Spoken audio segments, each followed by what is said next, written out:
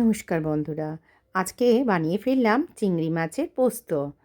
ছেলে মেয়েদের অর্ডার এলো, মা তোমার ওই চিংড়ি মাছের রেসিপিটা করে ফেলো, আজকে অনেক দিন পর খাবো বেশ ভালো করে।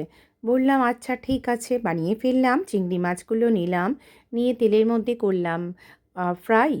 ফ্রাই মানে একেবারেই তোমরা ভাজবে না, অল্প তেল দিয়ে ঢাকা দিয়ে দিয়ে নুন হলুদ মাখানো ছিল বলে নরম হয়ে যাবে। এবার একটা পেস্ট রেডি করব, যেটার মধ্যে 2 কোয়া কি 3 কোয়া রসুন কুচি, আর ছিল কাঁচা লঙ্কা, পোস্ত আর কাজু বাদাম 7-8টা। সবটা ভালো করে পেস্ট করবে। করার পর নুন দিয়ে পেস্ট করলাম, করার পর চিংড়ি মাছগুলোর মধ্যে ঢেলে দিলাম, দিয়ে প্রত্যেকটা চিংড়ি মাছের গায়ে ভালো করে মাখালাম। মাখিয়ে এবার ওই কন্টেনারের মধ্যে যেটুকুনি ছিল ঢাললাম, আর কন্টেনারের মধ্যে একটু জল দিয়ে নাড়াচাড়া করে রাখলাম। তার মধ্যে একটু দিয়ে দিলাম হাফ চামচ মতো চিনি।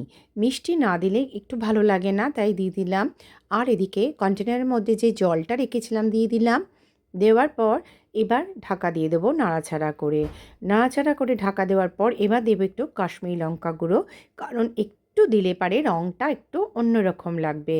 দিয়ে দিলাম, দেওয়ার পর আর কিন্তু কিছু লাগবে না। এবার যেটা মেন লাগবে, তোমাকে নামাবার আগে সর্ষের তেল ভালো করে ছড়িয়ে নামিয়ে নেবে।